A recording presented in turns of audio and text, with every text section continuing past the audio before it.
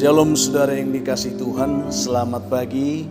Senang dan bahagia rasanya karena masih bisa menyapa saudara di pagi yang indah ini. Doa dan harapan saya bahwa saudara semua dalam keadaan sehat, dalam keadaan baik, penuh sukacita, diberkati Tuhan untuk sepanjang hari ini. Sebelum kita memulai renungan ini saudara, baik terlebih dahulu kita berdoa. Mari kita berdoa. Bapa di surga, terima kasih untuk kebaikan-Mu yang sudah menyertai kami sepanjang malam, juga sudah menganugerahkan kepada kami hari baru pagi ini. Berkati dan pimpinlah kami oleh Roh Kudus-Mu, sehingga kami boleh berjalan dalam kemenangan Kristus di sepanjang hari ini. Dalam nama Yesus kami berdoa, amin. Saudaraku yang dikasihi Tuhan, firman Tuhan yang akan kita renungkan pada pagi hari ini saya siapkan dari kitab Matius pasal yang ke-16 ayat 26. Demikian bunyinya saudara. Apa gunanya seorang memperoleh seluruh dunia tetapi kehilangan nyawanya? Dan apakah yang dapat diberikannya sebagai ganti nyawanya? Demikian yang akan kita renungkan. Topik yang menjadi renungan kita pagi ini saudara, yaitu binasa karena kikir. Itu yang akan kita renungkan.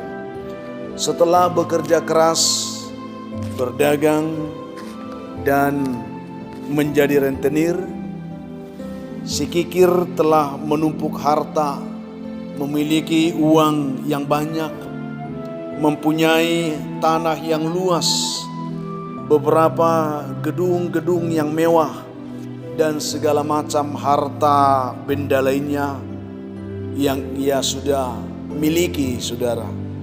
Kemudian ia memutuskan untuk beristirahat selama 1 tahun. Ia ingin menjalani hidup yang tenang, ia ingin menjalani hidup yang nyaman untuk merancang kembali tentang masa depannya yang lebih baik. Tetapi saudara, segera setelah ia berhenti mengumpulkan uang dan beristirahat, malaikat maut muncul di hadapannya untuk mencabut nyawanya. Betapa terkejut ia saudara melihat kedatangan malaikat maut itu. Lalu si kikir itu pun berusaha dengan segala daya upaya agar malaikat maut itu tidak jadi menjalankan tugasnya kepadanya. Artinya agar malaikat maut itu tidak mencabut nyawanya. Si kikir berkata saudara kepada malaikat maut itu, "Bantulah aku malaikat, barang 3 hari saja, maka aku akan memberikan 1/3 hartaku kepadamu," katanya. Malaikat maut itu menolak saudara, karena dia tidak butuh harta di dunia ini, dan mulai menarik nyawa si kikir tersebut. Kemudian si kikir memohon lagi saudara, "Jika engkau membolehkan aku tinggal 2 hari saja, akan kuberikan kepadamu semua hartaku," katanya. Tetapi malaikat maut itu pun bukanlah malaikat yang gila harta. Sekali lagi, dia tidak butuh harta duniawi saudara. Ia pantang menyerah dan tidak mau mendengarkan perkataan si kikir. Bahkan ia menolak memberi tambahan 1 hari demi semua harta si kikir tersebut saudara. Akhirnya si kikir untuk ketiga kalinya dia berkata saudara, "Kalau begitu malaikat, tolong beri aku waktu untuk menulis sebentar saja," katanya. Kali ini malaikat maut mengizinkan si kikir untuk menuliskan sesuatu. Dan si kikir itu pun mulai menulis dengan darahnya sendiri. Dia katakan demikian dalam tulisannya, "Wahai manusia, manfaatkanlah hidupmu. Aku tidak dapat membeli nyawaku walaupun dengan segenap hartaku. Pastikan engkau menyadari nilai dari waktu yang engkau miliki itu," katanya saudara. Lalu si kikir berpesan supaya tulisannya itu disampaikan kepada manusia lain yang hidup seperti dia. Setelah itu malaikat maut mencabut nyawanya. Akhirnya ia mati. Pada saat itu hartanya pun tinggal saudara. Saudara yang dikasihi Tuhan Yesus Kristus, dengarkanlah apa yang dikatakan oleh Tuhan Yesus tentang hal ini saudara dalam pembacaan kita hari ini. Apa gunanya? Perhatikan saudara, apa gunanya seorang memperoleh seluruh dunia tetapi kehilangan nyawanya seperti si kikir ini, saudara. Dan apakah yang dapat diberinya sebagai ganti nyawanya? Tidak ada, saudara. Engkau memiliki dunia dan engkau buat dunia menjadi ganti nyawamu. Tidak cukup, saudara. Tidak sanggup. Itu yang dikatakan dalam Matius 16 ayat 26 pembacaan kita hari ini. Dan Paulus pun pernah berkata, saudara, mengingatkan kita demikian. Dan pergunakanlah waktu yang ada, karena hari-hari ini adalah jahat. Saudara ini dikasih Tuhan, bukan tidak ada firman Tuhan yang mengingatkan kita tentang semua peristiwa-peristiwa ini. Ada begitu banyak firman yang selalu menuntun kita untuk selalu mempergunakan waktu kita dengan baik, supaya kita berhikmat mempergunakan setiap hal yang Tuhan karuniakan kepada kita. Saudaraku yang sangat dikasih Tuhan, jagalah dirimu, ya, jangan sampai dirimu dibutakan oleh harta duniawi yang tidak bernilai apapun bagi dirimu ketika malaikat maut itu datang untuk menjemputmu. Jaga dirimu, saudara. Jangan sampai engkau dibutakan oleh hartamu, oleh uangmu, oleh pangkat dan jabatanmu, sehingga engkau lupa arti hidupmu, saudara. Karena semuanya tidak ada artinya ketika malaikat maut itu datang, saudara. Semua akan tinggal, saudara. Tidak ada artinya. Itu maksudnya.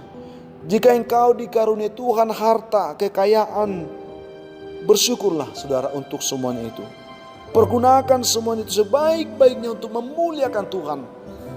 Maka kita akan mampu berkata seperti Paulus berkata, karena bagiku hidup adalah Kristus dan mati itu adalah keuntungan. Itu yang dikatakan dalam Filipi 1 ayat 26. Saudaraku yang dikasih Tuhan, Tuhan kiranya menolong, memimpin kehidupan saudara hari ini dalam segala hal untuk dapat melakukan pekerjaan yang baik, yang dapat memuliakan Tuhan, yang olehnya saudara diberkati melimpah dalam sukacita sepanjang hari ini.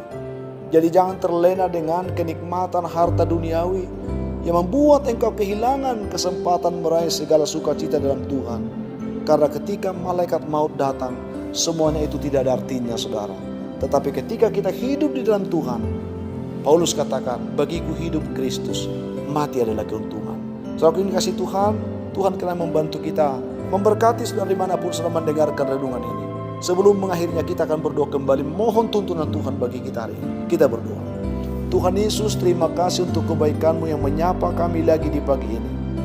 Tuntunlah kami lewat kebenaran ini Tuhan, supaya kami selalu sadar untuk mau memberi hidup kami dipimpin Tuhan.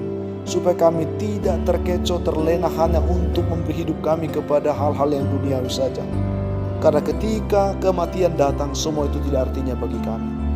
Berkatilah umat-Mu yang mendengarkan renungan ini. Cerahkan pikiran mereka. Yang lemah Tuhan kuatkan, yang berbeban berat Tuhan berikan kelegaan, yang sedang berduka cita Tuhan hiburkan, yang dalam kondisi sakit Tuhan beri mereka pertolongan, disembuhkan dalam nama Yesus. Yang mencari pekerjaan Tuhan buka mereka lapangan pekerjaan. Juga yang mencari jodoh Tuhan beri mereka jodoh yang baik. Yang mengharapkan keturunan berkati buah kandungan mereka. Dan anak-anak Tuhan dimanapun saat ini yang mengharapkan anugerah Tuhan, anak kami yang sekolah, beri mereka Tuhan kerinduan belajar sungguh-sungguh. Ada beberapa anak Tuhan yang terus hamba doakan saat ini, yang sedang bergumul untuk mengikuti tes CPNS tahap 2. Berkati mereka Tuhan, tolong mereka dimanapun mereka mengikuti tes nanti. Dan ada anak Tuhan yang sedang terikat dengan kuasa gelap, biarlah tangan Tuhan menjamah mereka, dilepaskan dalam nama Tuhan Yesus. Dan masih banyak anak-anak yang mengharapkan pertolongan, berkati mereka semua. Dalam nama Yesus kami berdoa, amin. Kalau saudara hari ini menghadapi pergumulan apapun, saya ingin katakan tetaplah kuat dan semangat, bersuka cita dalam segala hal, serta mengucap syukur untuk segala sesuatu, karena itu dikehendaki Tuhan dari saudara. Kalau saudara mempunyai beban, pergumulan hidup yang berat, dan saudara rindu didoakan, hubungi kami saudara, nomor telepon yang tertera di dalam saudara. Kami siap membantu mendukung saudara dalam doa. Saya Pendeta Linti Dongora, Pendeta GKP Jemaat Khusus Horesan Medan, menyampaikan sampai jumpa di kesempatan lain. Tuhan memberkati saudara. Shalom.